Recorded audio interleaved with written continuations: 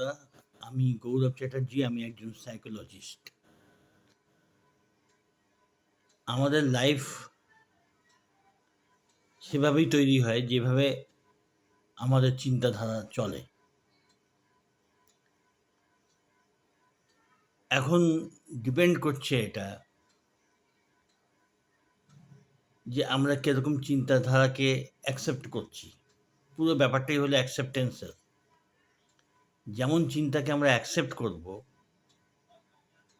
তেমনি আমাদের লাইফ তৈরি হবে। চিন্তাধারা বা মানসিকতা, সব রকম যে কোনো ধরনের মানসিকতা নিয়েই মানুষ চলতে পারে। সাধারণত কেউ সিলেক্ট করে না। যেমনভাবে তাদের মানসিকতা তৈরি হয়, সেইভাবেই তারা চলতে থাকে। কিন্তু যদি ডিজায়ারেবল লাইফ চাই, মানে যেমন আমি বাঁচতে চাই, যেভাবে আমি চলতে চাই, যেমন আমি জীবন চাই, সেরকম জীবন পেতে গেলে সেই ধরনের মানসিকতাকে অ্যাকসেপ্ট করতে হবে, গ্রহণ করতে হবে। ঠিক আছে? তো যেমন এক্সাম্পল দেওয়া যায় যে সাধারণ মানুষ কি চায়? ভালোভাবে থাকতে। স্বাস্থ্যকে প্রথমে অগ্রাধিকার দিতে হবে। স্বাস্থ্য, হেলথ। সেখানে মানসিকতা কীরকম হবে? নিজেকে সুস্থ ভাবা। আমি সুস্থ অবস্থায় রয়েছি, অলরেডি আমি সুস্থ রয়েছি, অবস্থা যাই হোক না কেন। সেই মানসিকতাকে, সুস্থ মানুষের যে এরকম মানসিকতা হয়, এখন যদি তোমার শরীরের কন্ডিশন এই সময় বর্তমানে ঠিক নাও থাকে, তাহলেও একসময় তো তুমি সুস্থ ছিলে। সেই অবস্থাকে স্মরণ করে, চিন্তা করে, সেই অবস্থাকে প্রশ্রয় দেওয়া, সেই চিন্তাকে প্রশ্রয় দেওয়া। এদিকে তোমার স্বাস্থ্য যদি ঠিক না থাকে, তুমি তার চিকিৎসা করাচ্ছ, সেগুলো করাও। কিন্তু মানসিকতাকে রাখতে হবে যে যেমন আমি সুস্থ ছিলাম আগে, হ্যাঁ? সেইটাকে বজায় রাখা। সেই চিন্তাকে বজায় রাখা যে আমি ওই অবস্থায় আছি, আমি সুস্থ অবস্থা। আমার খুব সুস্থ অবস্থা, আমি সুস্থ আছি। তার সঙ্গে যা কিছু আ হেলথের নিয়ম, সেটা যে যতখানি পালন করার, ওটা করলে কি হয় না? ওটাই অ্যাকশন নেওয়া। যেমন এক্সারসাইজ করা, ব্যায়াম, এক্সারসাইজ, খাওয়া-দাওয়ার ব্যাপারে খেয়াল রাখা, এইসব আরকি যেগুলো হেলথের নিয়ম, যতখানি পারা যায়, খাওয়া-দাওয়ার একটা নিয়ম রাখা উচিত। যতখানি পারা যায় হেলথের যে নিয়মগুলো, সেটা পালন করা, ব্যায়াম করা, এক্সারসাইজ করা, এইগুলো তো আছেই। আর ওভারঅল চিন্তায় রাখতে হবে সুস্থ সবল। বর্তমান হেলথ যদি সেরকম নাও হয়, তাহলেও হ্যাঁ, নিজে এ এর কারণটা কি? না, নিজেকে যখন সুস্থ চিন্তাগুলো দেব, তখন আমাদের অজান্তেই আমাদের মন সুস্থ অবস্থাকে, আমার সুস্থ রূপটাকে তৈরি করবে। যদি সুস্থ থাকে, আরও হেলথ ভালো হবে। সেই অবস্থাকে মনে মজবুত করতে হবে এবং ওরকম মানসিকতাকে প্রশ্রয় দিলে মন অনেকটা সুস্থভাবে কাজ করবে, শরীরও সুস্থভাবে কাজ করবে। এটা হয়, এটা পরীক্ষিত সত্য। তারপরে যেরকম রয়েছে যে সমৃদ্ধ মানসিকতা, এটাও একটা ব্যাপার আছে। স সমৃদ্ধ মানসিকতার জন্যে ১ম থেকেই তোমাকে যে সমৃদ্ধ থাকতে হবে তা নয়। মানসিকতার মধ্যে সমৃদ্ধ ভাব, লোককে বলার দরকার নেই। কিন্তু অনেকে, যেমন রন্ডা বার্ন কি করতেন?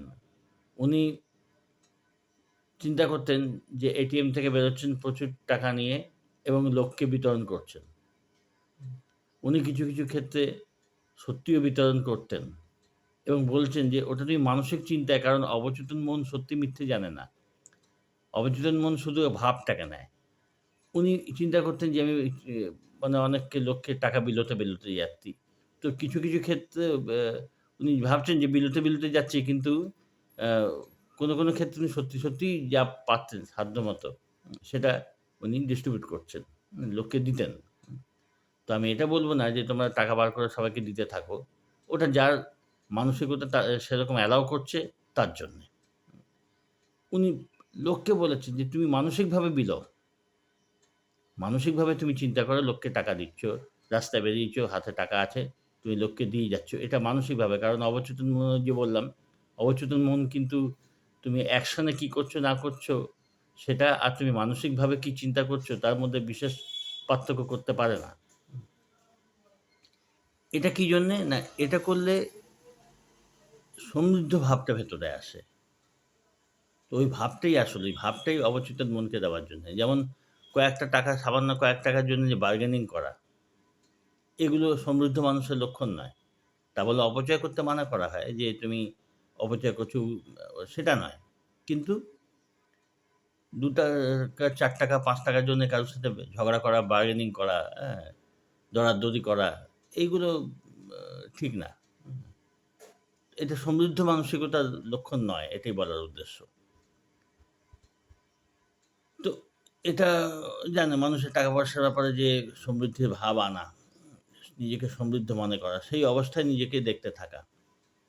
ঠিক আছে? আরেকটা ভাব আছে গ্র্যাটিটিউড এর ভাব। মানে কৃতজ্ঞতা স্বীকার। খুঁজে, খুঁজে বার করতে হয় যে কিভাবে আমি লোককে কৃতজ্ঞ আ ব্যবহার বা কৃতজ্ঞতা স্বীকার করব। থ্যাংকস দেওয়া, হ্যাঁ? তাকে মানে সম্মান জানানো।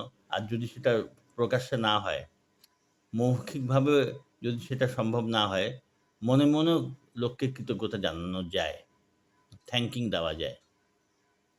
তো এই নিয়মগুলো হলো যেগুলো সঠিক মানসিকতার লক্ষণ।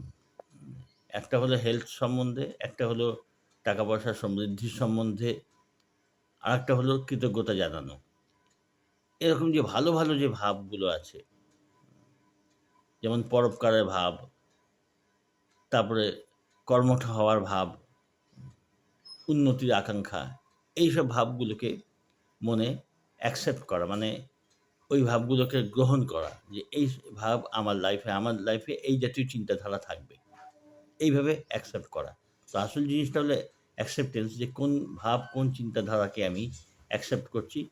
আস্তে, আস্তে দেখা যাবে যখন মানসিক পরিবর্তন একটা আসতে আরম্ভ করে, মনের ভেতরে একটা চেঞ্জ আরম্ভ করে, তখন সেরকমভাবেই জীবন হবেই। এরকমই আমি যেমন চিন্তাকে প্রশ্রয় দিচ্ছি সেরকম চিন্তাই আমার জীবন তৈরি করবে এবং এটা হতে বাধ্য, হবেই এগুলো।